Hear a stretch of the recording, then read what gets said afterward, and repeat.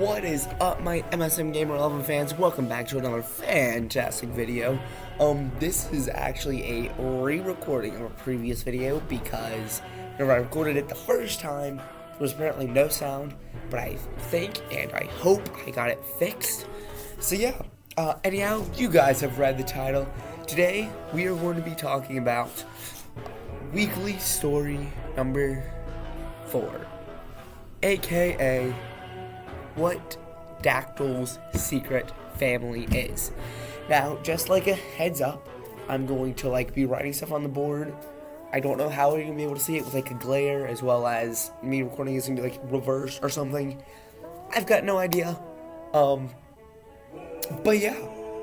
So if you guys want to, you can follow along on here.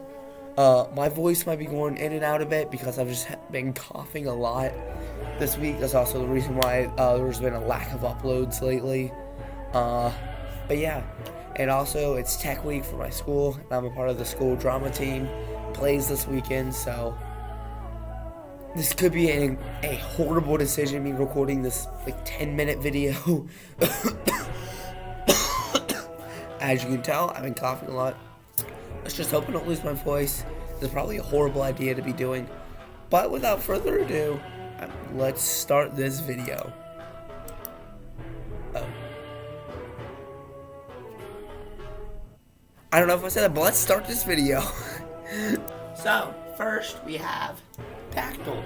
Dakktyl, in case you guys didn't know, is a whopping double elemental on the Paranormal Carnival, with both the elements Hoax and Ruin. Correct me if I'm wrong, I'm pretty sure that's what it is. Yeah, Dakktyl.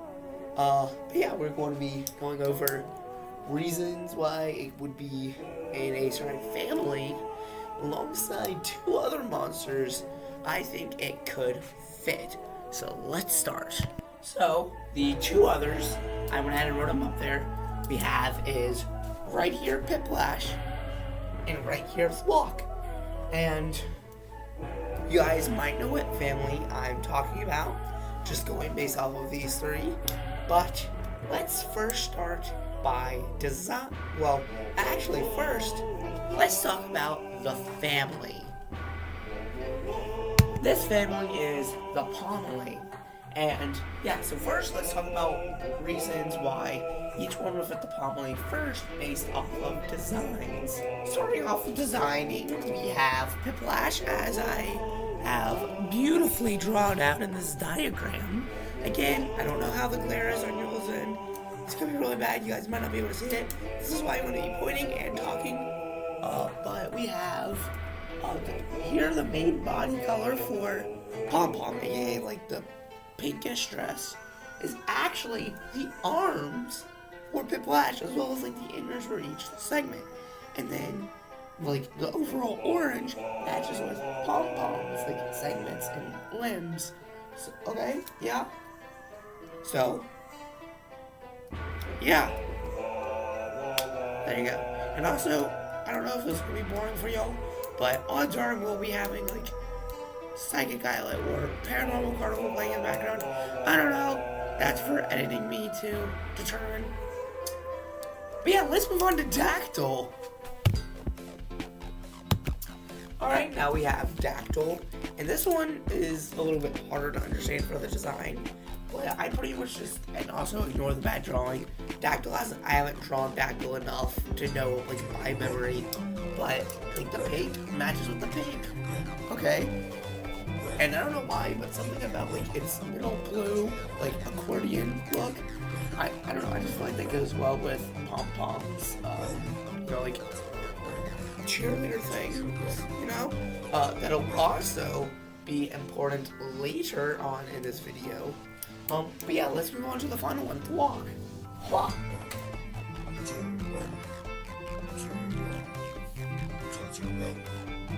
Oh, I did not pause. That's why it wasn't even on the pause button. Finally, we have Flock, and this one is probably the most likely to be a Pommeling member. First we have is like the tongue and the limbs have like the stripe patterns, which is almost identical to Pom-Pom's limbs. As well as like her antennae, I guess. Next is like the overall design shape is very similar to most of the Pommery, so they also connect. And finally, the last reason is because it kind of also just connects to Piplash, because Piplash is like the metal like antennae, and over here Thwok has like the little gear nails thing sticking out. Yeah, that's pretty much all for designs, which means it's now time to jump in on reasons why, because of lore. Well, now for this part, I went through their bios and just other fun things just that I generically know about these monsters, and this, not only would it like kind of connect with the Pommery, this would also work well if just Piplash and Dakktyl were together in family. I couldn't really find much on Thwok, but first of all about Piplash and why it would be like a Pommery. First thing is that it has a nickname Pom-Pom, which flipped backwards is Pom-Pom. We also know this, which also furthers better, because Pom-Pom is Piplash's ethereal counterpart, or natural counterpart, I guess. Second, we'll get to that later. Rock and roll. That will also be important later on in this video when I explain like that. But like pretty much each Pommery member fits a good genre of like a genre style or activity with music. There's not really a rock and roll one, which I feel like either fit Piplash or Thwok. Piplash because it mentions how it likes to rock and roll, and then similar to that with Dakktyl, it likes to pop and lock, which is like hip hop or just K-pop and stuff, you know? And just like to real break out and dance. And who else likes to dance? Hula with the hula hoop, and Pom-Pom is a cheerleader. It's like perfect. But if we were to connect both of these into a regular family, going back to here in Piplash's bio, it states how it is surprisingly stable, and Dakktyl's says it's unstable. Now keep in mind, as of recording this, there's no minor forms, so it could solve that in its minor form. Because again, as of recording this, I also haven't even seen the only minor form. Actually, let me rephrase this. Do you know what it is? I haven't seen it, or personally seen it as of recording this. I've only seen minor Scallyrags, because that's the only one that I have. So, it hasn't came out as of recording this.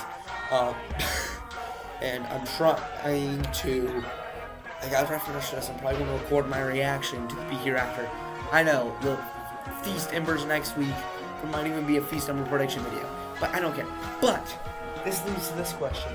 Is Dakktyl the unstable Piplash? And is Piplash the stable Dakktyl? Who knows?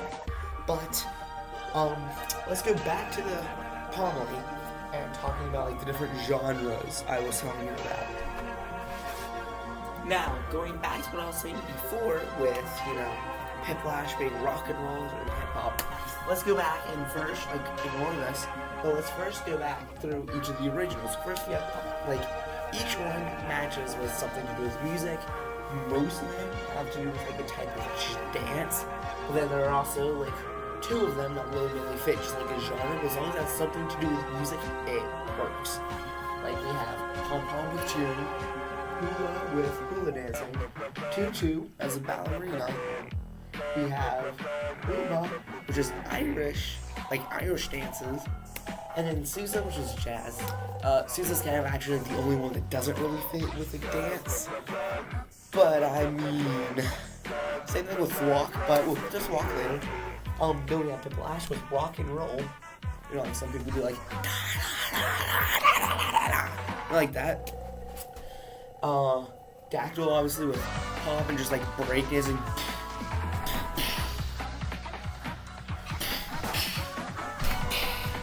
yeah. And then finally a flock. Again, I couldn't really find a good like dance thing to really go with it, but it does also go like I feel like it matches with lo-fi music. Yeah, that wraps it up with the story. However, I do have some important announcements. Here is the main big announcement, and that is on November 27th, 2025 at 5 o'clock Eastern Time Zone. If you guys seen my actually most popular YouTube short, where I originally teased this, something big will be coming out, and here's what it is. Boom! Here it is. You can kind of see it behind me. Out of the Workshop, Part 3, Light Island, I'm planning on releasing it. It might be one more trailer. I'm not too sure, because all I need is to work on getting in a couple more lines. And yes, this does release exactly on Thanksgiving because I'm going out of town, and it's going to be a long car ride, so I have something to do. I'm going to finish up editing. All I need is a couple more people to sit in lines. We already have the whole thing done. And here's one little teaser for it. This is potentially the very last trailer they're going to get before it's released. So here it goes. Oh, looks like you're fighting for the workshop. Literally. There you have it. Your little teaser for Out of the Workshop Part 3. Yeah. That is me. But yeah, I'm not gonna say who it is. That's me, as well as another person. One person who has yet to make an appearance in Out of the Workshop in either a trailer, including cast members, like their name hasn't appeared. They haven't appeared in a trailer. Like, brand new. I'm really excited for this. And I'm not gonna lie, this installation of the series is going to be the longest so far, but also I think the longest until the final part. I will say the final part, like, I have the entire script done, but the final part is going to be the longest. But yeah, and you're gonna get this last little snippet, and that is, or not really snippet, but I'm gonna give you two other little things to look forward to with this. There may be slight character development, or we'll get a true insight onto a specific little ethereal monster. Not gonna say who, although it might be very obvious. And no, it is not Nightbear, or Blairit, or Xert, or Nightbear, or a lot of the workshoppers. Hey, who knows, it might not even be a workshopper. Or maybe it is. You'll have to wait and see. But, not only that, but I will say though, similar to how part 1, and I guess part 2 was, Light Island isn't going to be the only island featured in this. There'll also be the one, the only, the